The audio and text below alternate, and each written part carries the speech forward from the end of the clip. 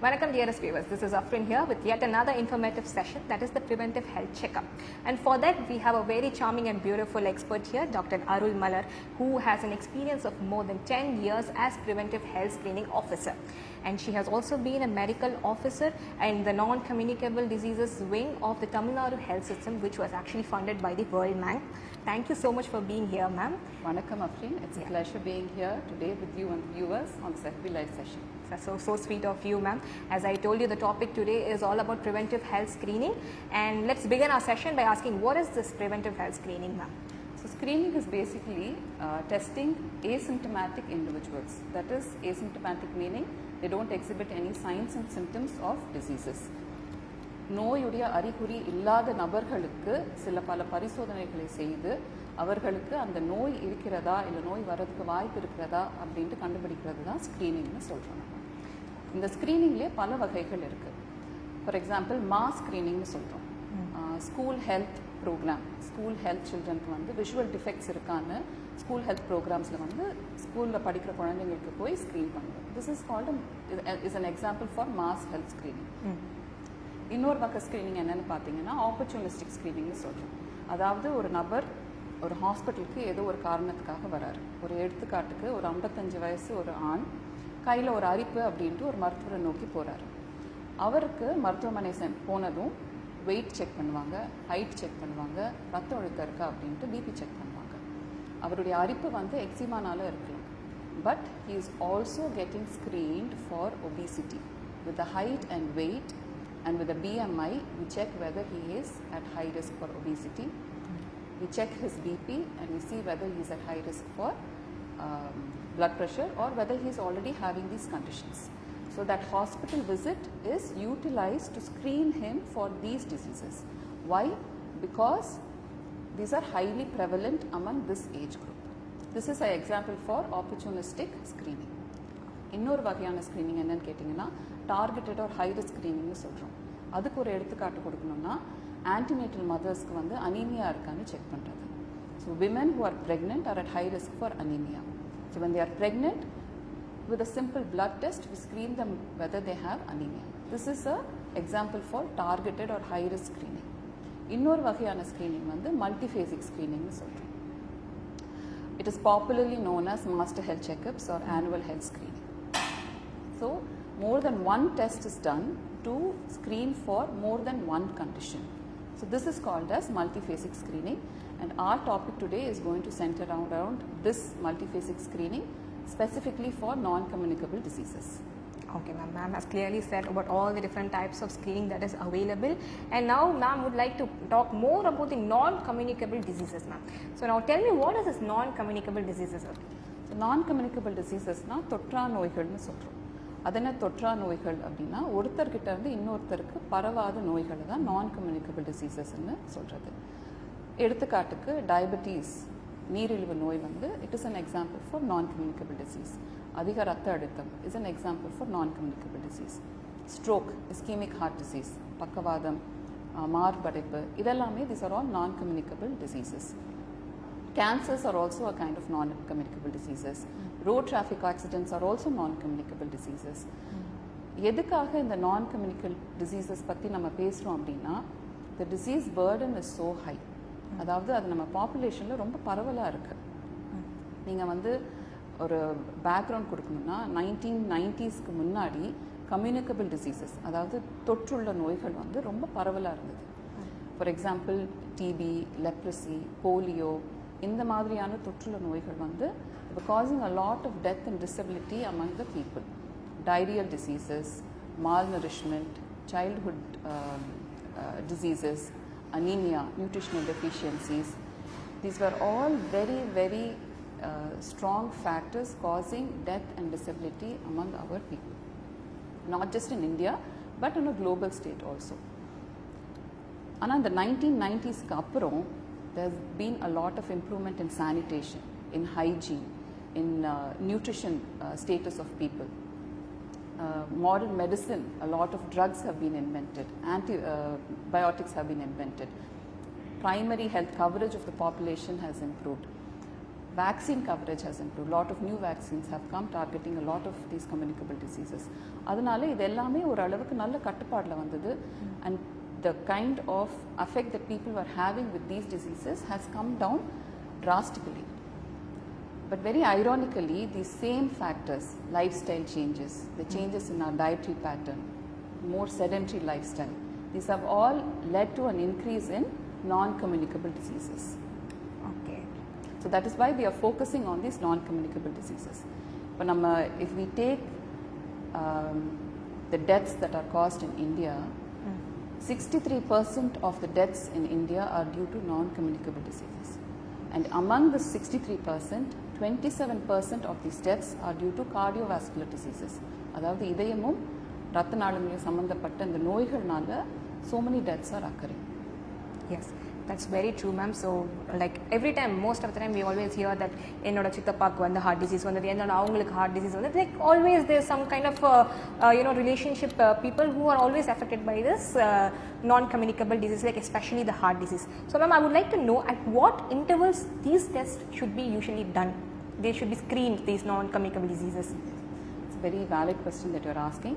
So, all men and women who are 30 years and above should undergo screening for non-communicable diseases. So, நான் முன்னாடி சொன்ன மாதிரி screening is done for people who do not exhibit any signs and symptoms. அவங்களுக்கு நோய் அறிகுறி இருக்கிறதுக்கு முன்னாடியே பரிசோதனை செய்கிறது தான் ஸ்க்ரீனிங். ஸோ எனக்கு 30 வயசு ஆயிடுச்சு, எனக்கு எதுவுமே இல்லை, I'm feeling healthy, I don't have any signs or symptoms அப்படிங்கிறதுனால நிறைய பேர் டெஸ்ட் பண்ணாமல் இருப்பாங்க. But the whole point of screening is to test people before the signs and symptoms come. அது ஏன் அந்த signs and symptoms வரதுக்கு முன்னாடி நம்ம டெஸ்ட் பண்ணுறோன்னா, once the signs and symptoms have come, it means that already the disease progression has started, which is why we are testing people before the signs and symptoms are exhibited. Okay, fine. So, who are all actually at risk in this non-communicable diseases, ma'am? So, like I said, people who are 30 years and above are at risk because our lifestyles have become very sedentary. In fact, it is said that sitting is the new smoking. நம்ம உட்கார்ந்துட்டு இருக்கிறதுனால நம்ம smoking எப்படி சொல்லுவோம், it is so toxicங்கிற மாதிரி sitting is so toxic. From head to foot we get affected by sitting due to this sitting. Most of our work and most of our life we end up sitting now. And this is causing a lot of problems. Yes. So those 30 years and above should undergo testing for NCDs annually. Varsham they should get themselves tested for this. அது தவிர்த்து இப்போ ஸ்பெசிஃபிக்காக சில cancers, for example cancer breast and cancer cervix, கருப்பை வாய் புற்றுநோய்ங்கிறது cancer cervix, மார்பக புற்றுநோய்ங்கிறது cancer breast. So we recommend different timelines for screening for these cancers. Cancer cervix, once a woman is sexually active, she should annually get herself a pap smear done to screen for cancer cervix. Cancer breast, we recommend 40 years and above women should get themselves an annual screening mammography done. Those who are below 40 years can get a ultrasound breast screening done to minimize the radiation that they will be exposed to. We also have other cancers such as colorectal cancer, அதாவது குடல்ல இருக்கிற புற்றுநோய்.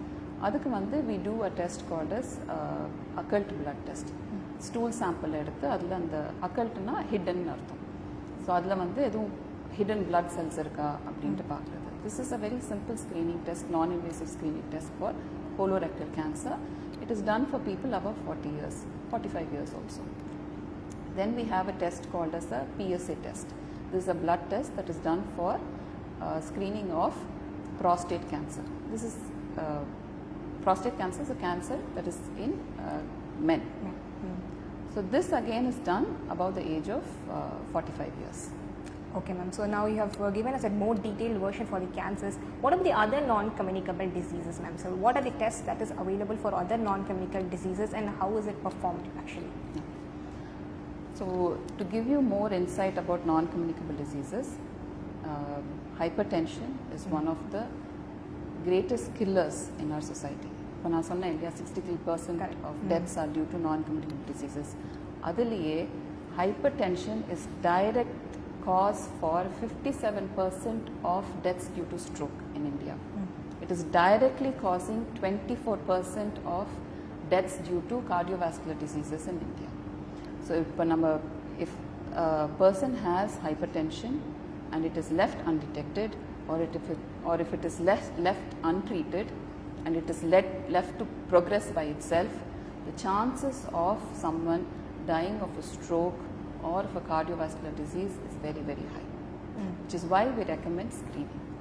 Okay. So you detect it early and you stop the progression, the natural progression of the disease, so that you prevent the complications, or at least you will be able to detect the complications and you will be able to prevent the progression of those complications as well. True.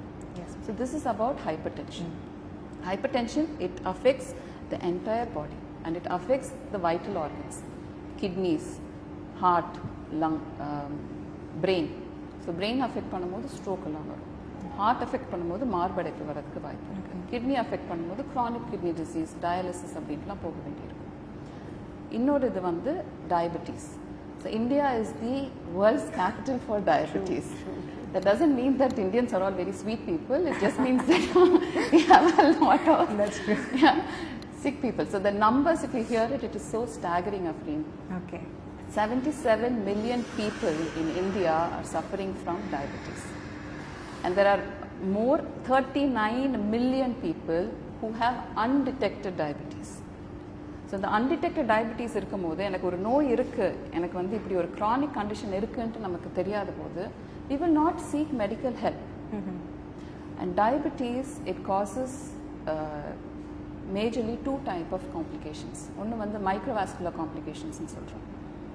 Nephropathy, அதாவது nephrons is the kidney சம்பந்தப்பட்ட அந்த nephrons ன்னு சொல்லுவோம். So it affects the blood supply to these nephrons. It affects the blood vessels to these nephrons. So kidney will be damaged. Neuropathy ன்னு சொல்றோம். அதாவது nerve சம்பந்தப்பட்டது. So nerves போற அந்த ரத்த நாளங்களை வந்து diabetes affect பண்ணும். So a lot of people have this neuropathy. இன்னொன்று வந்து retinopathy ன்னு சொல்றோம். நம்ம கண்ணில் வந்து ரெட்டினாஸ்ன்னு இருக்கு. ஸோ ரெட்டினல் blood supply அப்போ இந்த diabetes பாதிக்கும். It is diabetic retinopathy is the 5th leading cause of blindness. So blindness அளவுக்கு diabetes வந்து complications cause பண்ணும். Macrovascular complications சொல்லும்போது it affects the blood vessels. Macrona big blood vessels. So நம்ம peripheral vascular disease ன்னு சொல்றோம். The blood vessels that supply our hands and legs. It affects those. Diabetic foot amputation. You have to amputate the leg or the foot or the fingers. இப்படிலாம் நம்ம it becomes so common to see all these things. So it causes coronary artery disease. ஹார்ட்டுக்கு போகிற அந்த ரத்த நாளங்களில் blocks உண்டாக்குறது, அப்புறம் strokes சொன்னேன், peripheral vascular disease. All of these are complications of diabetes, and these can be managed provided we keep our diabetes under check. We undergo some lifestyle modifications, which is why we screen for diabetes. Exactly. Diabetes on the early stages நம்ம கண்டுபிடிச்சு if we are able to control it, either by lifestyle modification, வாழ்க்கை முறை மாற்றங்கள்னு சொல்லுவோம். அது என்ன வாழ்க்கை முறை மாற்றம் அப்படின்னா, நம்ம உண்ணும் உணவு, the kind of exercise in the sense gym போகணும் அப்படின்னு அவசியம் இல்லை. We have to be more we have to get up and walk. We need to be more mobile. Yes. So that is what we mean by exercise. So the diet, the exercise, these are lot of factors. Sleep, the water that we drink, all of this should be in moderation. So this will lead to a big change in the course of the disease. Okay. So நம்ம வந்து basically நமக்கு தெரியும், நம்மளுக்கு BP, சர்க்கரை வியாதி, like that is diabetes.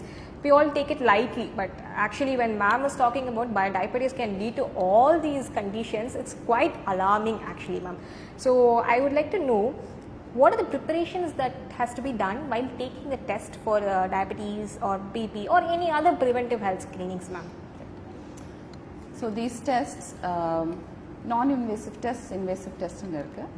So நான் invasive டெஸ்ட்னு சொல்லும் போது இப்போ நம்ம வெயிட் செக் பண்ணுறதோ, ஹைட் செக் பண்ணுறதோ, பிபி செக் பண்ணுறதோ, தீஸ் ஆர் ஆல் நான் இன்வேசிவ் டெஸ்ட்.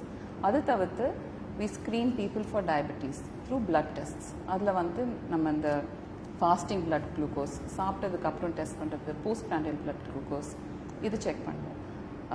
லிப்பிட் ப்ரொஃபைல், அதாவது ரத்தத்தில் கொழுப்பு எவ்வளோ இருக்குன்னு செக் பண்ணுறது, அது நாங்கள் that is done through a blood test. கிட்னிக்கு டெஸ்ட் பண்ணுறது, லிவருக்கு டெஸ்ட் பண்ணுறது, these are all blood tests.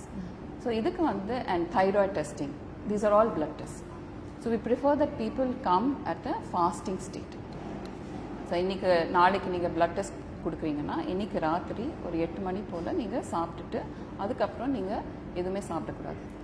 Including tea, coffee, juice, இளநீர் எதுவுமே சாப்பிடக்கூடாது. Except for water, you shouldn't have anything else till you do your test. So number 1 is you need to be in a fasting state. Number 2 is if you are a smoker or if you are someone who imbibes alcohol, kindly abstain from it the previous day itself.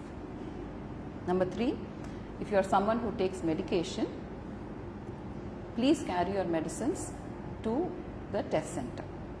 Anikku kaalila please come in a fasting state, and fasting state also means not taking your medications before the test. Bring your medicines. After the test, upon the advice of the nurse or the doctor, we'll let you know how to have the test, how to have the medicines. Number 4, for women who wish to undergo pap smear, it is done when you are not on your periods. So if you are on your periods, you will not be able to undergo your pap smear test. So please come to the hospital when you are not having your periods. Okay, so these are the requirements that is done, like needed before coming for the test. Yes. Okay, so once we get into the test, are there any other harms or any side effects while doing the test? It's a very good question that you have asked. There is no test that is absolutely devoid of any risks. All tests carry some kind of risks with them. And in this forum, there are 2 risks or harms that I would like to highlight. One is screening tests cause a lot of anxiety among people. True. Before the test, during the test, and after doing the test while they wait for results, people undergo a lot of anxiety. There's a lot of fear associated with screening tests. So this is one of the major harms or risks of the screening test that I would like to mention here in this forum. Another equally important risk or risk of screening test that I would like to mention is over expectations on the part of the people undergoing the test. For example, there will be people, women who undergo a mammogram annually. Varsha avanga pannuvaanga. But they will, suppose they find some findings in the mammogram. They feel that why did I get this? நான் வருஷம் இந்த test பண்ணுறேன், எனக்கு எப்படி அது வந்துச்சு? Doing a test does not mean that you will not get the disease. Okay. The screening test is to detect the disease at an early stage. It does not mean that you will not get the disease. There are people who check BP very diligently at home and they will say, நான் தினமும் நான் BP check பண்ணுறேன், ஆனாலும் எனக்கு வந்து high BP வந்துருச்சு. So there is a false, ஒரு தவறுதலான ஒரு எக்ஸ்பெக்டேஷன் இருக்குது. இந்த மாதிரி டெஸ்ட் பண்ணால் எனக்கு அந்த நோய் வராது, டெஸ்ட் பண்ணுறதுனால நோய் வராதுங்கிற ஒரு ஃபால்ஸ் பிலீஃப் இருக்குது. Okay. So that belief has to be taken away from people. Okay, ma'am, that was very informative actually. Now I would like to know, there is also something called diagnostic tests, right? So I want to know what is the difference between the screening test as well as the diagnostics test? Okay. So screening test and diagnostics test, one is the timing of the test. Screening tests are done before the advent of signs and symptoms. So before the disease process has started, or when the disease process in this early stages itself, we do the screening test. So that is a screening test. Diagnostic test na, you already are exhibiting signs and symptoms. அறிகுறிகள், அந்த நோய்க்கான அறிகுறிகள் ஏற்கனவே இருக்கு. So the timing differs.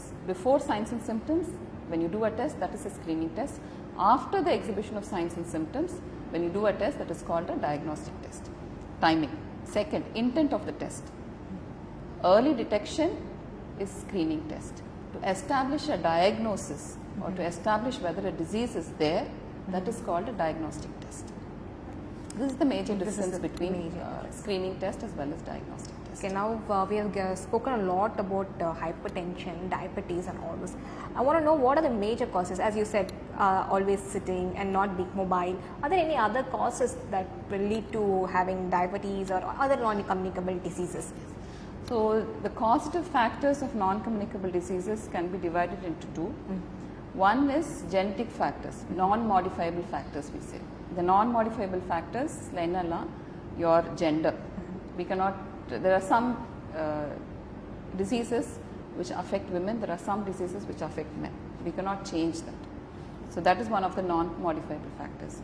Genetic factors, if there's a family history of any particular disease, there are chances of the upcoming generations also getting it. That again is a non-modifiable factor.